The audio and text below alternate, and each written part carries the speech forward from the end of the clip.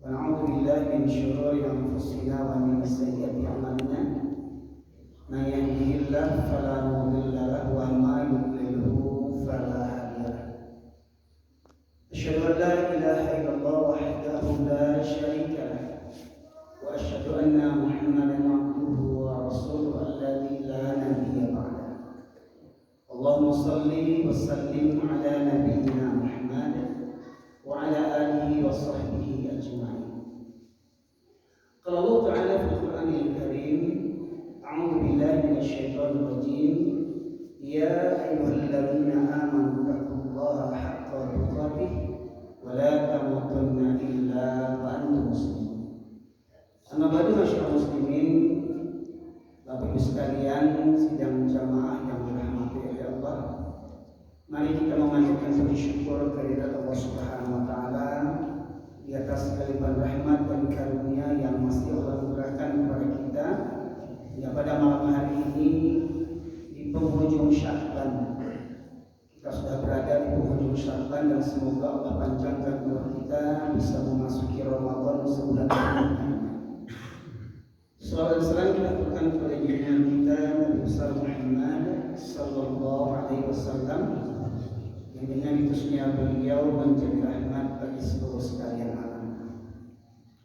Bapak sekalian rahmat Allah, seperti mana yang disampaikan oleh pembawa acara tadi bahwasanya kajian kita ini berkaitan sembari menyambut bulan suci Ramadan.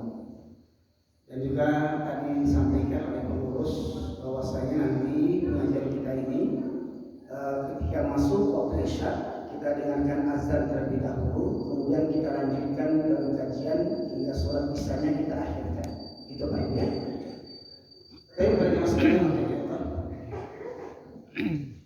kalau mungkin di antara Bapak Ibu ada yang menyaksikan ceramah-ceramah saya di YouTube, silahkan klik nama saya Zulherlin. Itu bukan channel pribadi saya, itu hanya inisiatif para jamaah yang merekam kajian saya kemudian disebarkan ke YouTube dan sosial media. Memang banyak pro dan kontra. Ada yang mengatakan saya ini benci sama orang Minang, benci Joadai, benci Joni Mama alim ulama ciri pandai gundukan doang. Tidak, saya sayang sama orang Minangkabau.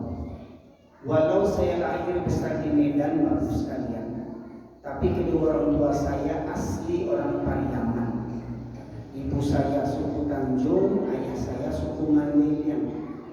Kami 8 bersaudara, yang kakak sulung lahir di Pariaman dan 7 lainnya lahir di kota Medan. Dan saya hijrah pindah dari Medan ke Sumatera Barat, khususnya ke Pariaman setelah gempa 2009. Para jemaah sekalian, kenapa saya hijrah dari Medan ke Pariaman? Karena saya rasa terpanggil untuk berdakwah di tanah leluhur orang tua saya. Karena sejak tahun 86 saya sudah merantau dari kota Medan. Setelah 1 tahun saya sanawiyah Muhammadiyah di Medan, saya melanjutkan pindah ke pesantren Muhammadiyah di Sipiro, Tapanuli Selatan, Sumatera Utara. Dari 3 tahun di Sipiro saya melanjutkan ke Solo, Jawa Tengah, kampungnya Pak Jokowi, 7 tahun mengambil jurusan bidang pendidikan dan dakwah. Kemudian selesai tahun 95 saya diutus ke pelosok daerah, terutama di Cilacap. Yang pertama tahun 95 Cilacap, Jawa Tengah. Dari Cilacap, Jawa Tengah saya pulang ke Medan dalam rangka liburan Ramadan, tetapi ketika ingin balik ke Cilacap, orang tua tidak mengizinkan karena takut kalau saya lama di Jawa nanti menikah jalan Jawa susah pulang kampung. Jadi aku diarahkan untuk tetap tinggal di Medan. Akhirnya berdakwah di Medan. Setelah di Medan aku bertugas berdakwah di Mandailing Natal.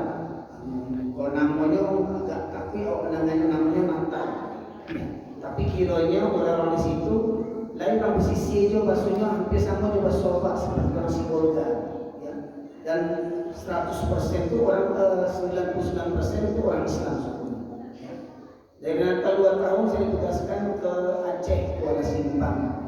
Dari Aceh Kuala Simpang saya menikah tahun 99, tahun 2001 punya tahun 2001 dapat anak satu, kemudian saya hijrah bertato mencari nafkah ke Malaysia selama 7 tahun.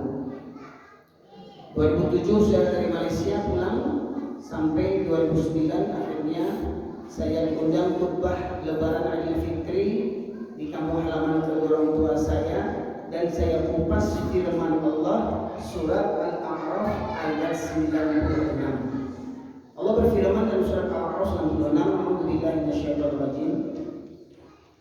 Walau anna ahlal qura amanu wattaqaw lafatahna 'alaihim barakatin minas samaa'i wal ardh walakin kadzabu fa akhadnahum bima kanu yaksibun. Allah berfirman yang artinya, kalau sekiranya penduduk negeri-negeri, ini tidak satu negeri saja, semua negeri di dunia ini, kalau sekiranya penduduk negeri-negeri beriman dan bertakwa kepada Allah, maka Allah akan bukakan pintu berkah dari langit dan bumi. Dari langit menurunkan hujan yang membawa berkah kesuburan dan menghidupi tumbuhan, hewan, dan kita semuanya manusia. Dari tanah menumbuhkan berbagai macam tumbuhan dan kita bercocok tanam, mendirikan rumah tempat tinggal di buminya Allah Subhanahu wa Ta'ala. Itu apabila penduduk negeri-negeri beriman dan bertakwa kepada Allah, maka kata Allah akan kami bukakan pintu berkah dari langit dan bumi. Namun Allah ingatkan, ternyata perangai kita manusia ini walakin kadzabu, tetapi manusia ini, penduduk negeri ini mendustakan ayat-ayatku, kata Allah. Ya, ini Al-Quran kita bilang ini sebagai pedoman kita, pedoman petunjuk hidup kita. Benarkah Al-Quran sudah jadi pedoman hidup kita? Ya. Maka kata Allah, tetapi mereka mendustakan ayat-ayatku, kata Allah. Maka aku hancurkan negeri mereka dikarenakan ulah perbuatan mereka sendiri. Jadi malatui gunung Merapi, mati orang yang mendaki gunung itu, dia apa? Dia durako ke Allah. Galodo tahun lalu di Bukit Batabuah memakan korban. Galodo yang pertama, masih banyak rumah dari surau yang kita cari, apa sekalian tahu ya? Bukit Batabuah yang surau yang masih agak jembatan putih gitu, kan buat jembatan baru. Galodo yang pertama di bulan Ramadan masih banyak rumah di samping muka surau. Galodo yang kedua, habis rumah-rumah sadanya, surau tetap tagak. Bahkan Galodo sampai ke Padang Panjang, sampai ke Batu Sangka, Habib sekalian. Banjir di Kota Padang, sampai ada pekuburan yang terbongkar oleh banjir hingga mayat-mayat dalam kubur keluar hanya Habib sekalian. Ya, tabungkan kuburan-kuburan itu, kedua main-main itu Habib sekalian. Muju aja main itu tak pakai, minta tolong, kalau tak tolong ya panjang sungai Jawa. Ya. Banjir di pesisir, putus jalan, tak habis-habis musibah sekali. Jadi aku sampaikan dulu di khutbah hari raya tahun 2009, aku sampaikan, kalaulah orang Minang yang punya falsafah adat pasandi dosa, syarat pasandi jo kita bohong, syarat mangato ada mamakai. Kalau itu batu-batu dipakai oleh orang Minangkabau, salamai nagari awak, sejahtera nagari awak, makmur nagari awak. Orang Minangkabau kan masuk saluko sadonya kalau ia berpegang teguh kepada falsafah adat Minangkabau tadi. Kalau orang Minangkabau betul-betul menanamkan adat sesuai yang seperti falsafah tadi, maka tidak akan ada orang Minangkabau yang meninggalkan sholat. Tidak akan ada orang Minangkabau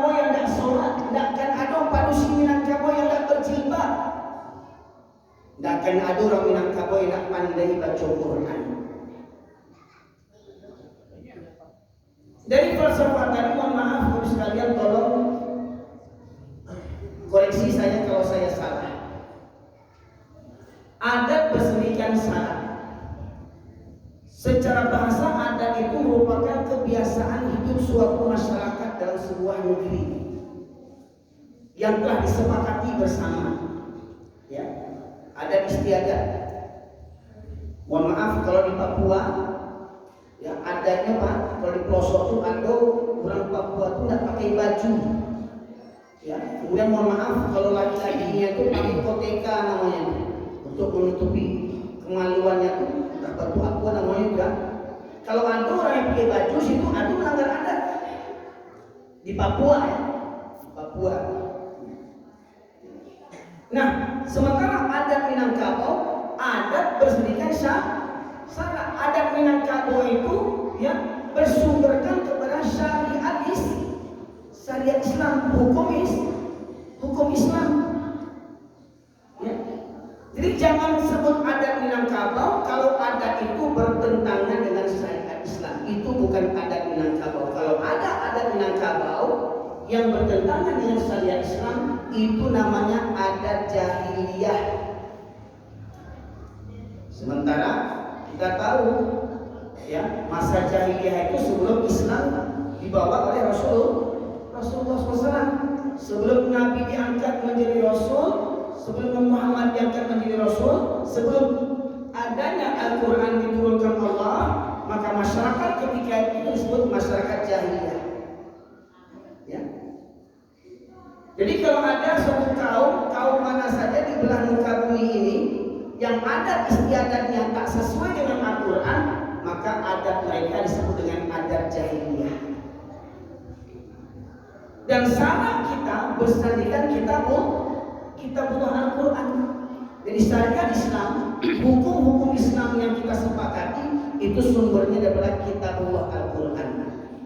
Jadi Pak, di antara 3 unsur tadi, adab, syarat, kitabullah, mana yang lebih utama? Ya,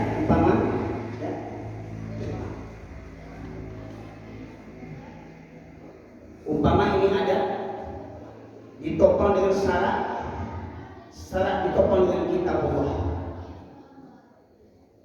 Ada syarat kitabullah. Mana yang lebih utama Pak Ibu sekalian? Kitabullah Al-Quran. Jadi jangan cerita adat. Jangan cerita adat kalau nggak belajar syariat, nggak tahu dosa syarat. Jangan kecek syarat kalau nggak tahu dosa kitabullah Al-Quran. Jadi orang Minangkabau, ilmu yang pertama harus dikaji oleh Minangkabau adalah Al-Quran. Dan alhamdulillahnya, ya, itulah yang dulu dijalani oleh leluhur kita orang Minangkabau. Anggotanya dulu tradisi laki-laki Minangkabau kalau lah baliknya nggak ada laki-laki yang lalu di rumah tuh. Yuk itu Pak. Nggak ada yang lalu di rumah tuh. Kalau besok ini kok yang lalu di rumah tuh bencong namanya.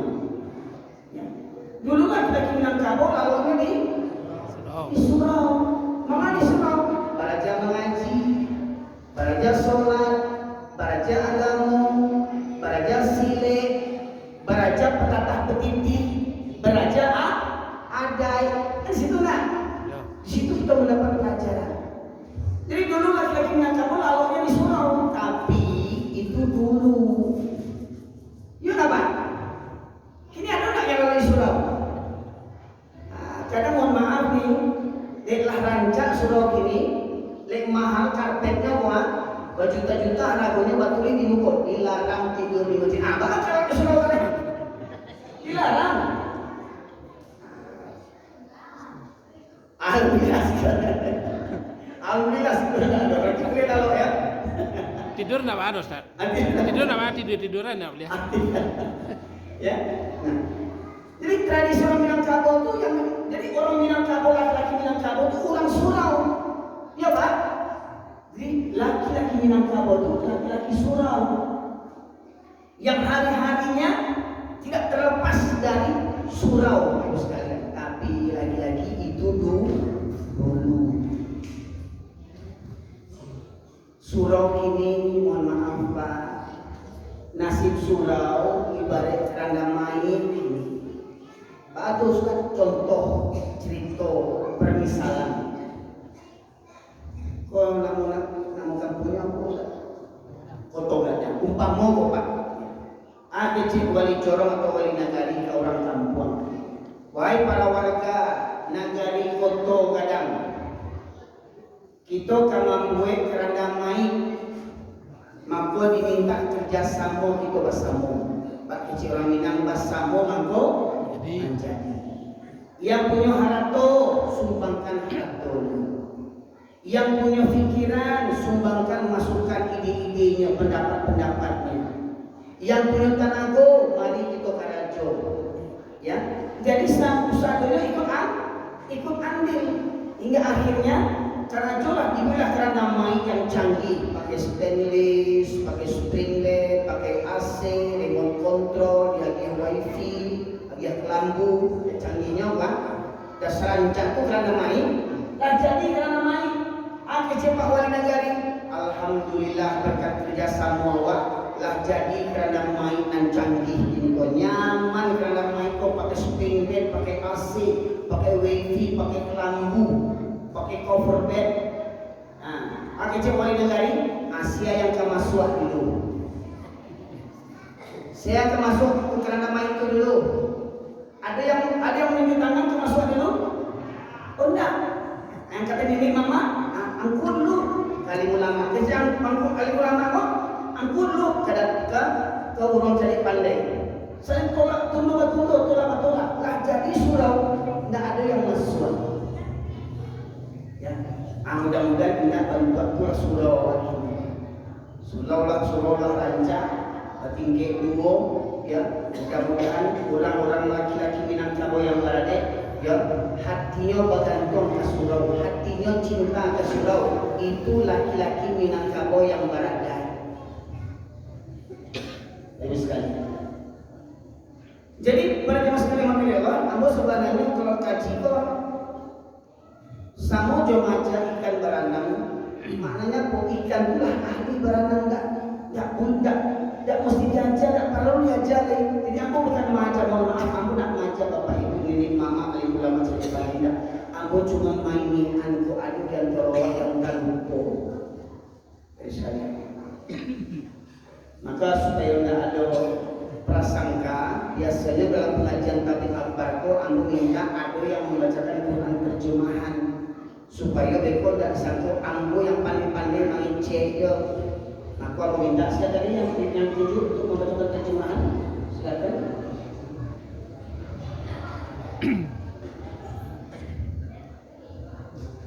Ada yang muda, silakan. Oke. Nah, yang viral lo masuk.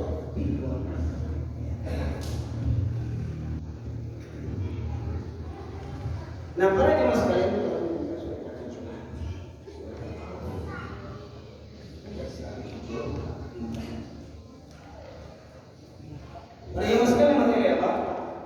kita sepakat zalikal kitabu la raiba fihi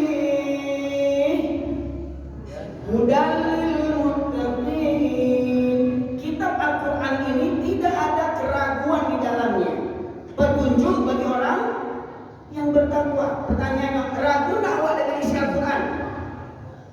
Beriman tak awak dengan isi Al-Quran? Yakin tak awak dengan Al-Quran? Ada tak yang salah dalam Al-Quran? Ada yang salah tak? Tidak ada yang salah dalam Al-Quran, kecuali kalau cetakannya yang salah. Kalau firman Allah tidak pernah ada yang salah. Ya. Tapi jangan lupa Al-Quran kau itu berbahasa Arab. Awak kau bukan orang Arab. Pertanyaannya kalau dibacakan tentang hukum misalkan menutup aurat, ya, dibacakan ayatnya. Pertanyaannya tahu tak kita artinya? Maka aku yakin kalau baca Quran lah, kita baca Quran, bahkan mungkin Alhamdulillah khatam. Tinggal tahu nggak awak isinya. Ini khusus ambo minta ke pendamping ambo, ya, hanya membacakan terjemahannya saja. Apa dapat Pak Ibu ingin surat yang bersabilan kok perlu dicatat untuk diulang balik di rumah, ya. Yang pertama kita perdengarkan, ya, atau kalau misalnya punya Quran Android, ya, bisa dicari Quran, ya, surat yang ke-7, surat Al-A'raf ayat 175, ya. Kita dengarkan terjemahan surat Al-A'raf ayat 175. Dengan menyebut nama Allah yang Maha Pengasih lagi Maha Penyayang, dan bacakanlah wahai Muhammad kepada mereka berita orang yang telah kami berikan ayat-ayat kami kepadanya, kemudian dia melepaskan diri dari ayat-ayat itu, lalu dia diikuti oleh setan sampai dia tergoda, maka jadilah dia termasuk orang yang sesat. Ya, sudah kita dengarkan terjemahannya. Pertanyaannya, paham tak yang bacaan tadi? Paham tak? Ya, sekilas sambil lalu jawab ini adalah Pak. Kini kita ulang perlahan. Dan bacakanlah Muhammad kepada mereka berita orang yang telah kami berikan ayat-ayat kami kepadanya, kemudian dia melepaskan diri dari ayat-ayat itu. Dan bacakanlah Muhammad kepada mereka. Ada perintah dalam Allah itu hukumnya wajib. Dan bacakanlah Muhammad, ceritakanlah tentang orang yang dulu kami berikan ilmu pengetahuan tentang Al-Quran. Di Al-Quran dijelaskan tentang wajibnya sholat, wajibnya puasa, wajibnya menutup aurat, haramnya judi, haramnya khamar, ya, dan banyak lagi. Sudah kita pelajari dulu. Orang Minang, kalau kecil orang Minang pasti Islam. Tidak ada orang Minang yang tidak Islam. Pertanyaannya, orang Minang ada tidak yang tidak sholat? Orang Minang ada tidak yang tidak sholat? Apakah itu disebut orang Islam? Apakah itu orang Islam yang tidak meninggalkan sholat? Jangan ngaku-ngaku Islam, ya. KTP lain Islam, sholat malih judi rajin, sholat malih judi rajin, KTP Islam, ya. Jadi Islam itu, Bapak Ibu sekalian, diucapkan dengan lisan dengan dua kalimat syahadat, diyakini dalam hati, mantap dalam hati, yakin raditu billahi rabba wa bil islami dina wa bi muhammadin nabiyya wa rasulah. Aku redha Allah sebagai Tuhanku, Islam sebagai agamaku, Muhammad sebagai nabi dan rasul Allah. Yakin tak kita tuh? Tapi tidak cukup dengan ucapan dan yakin di hati, maka caranya dibuktikan dengan amal perbuatan. Setelah kita mengucapkan dua kalimat syahadat, rukun Islam yang paling utama setelah mengucapkan dua kalimat syahadat yang kedua adalah mendirikan sholat. Maka tak disebut orang Islam kalau tidak mengerjakan sholat.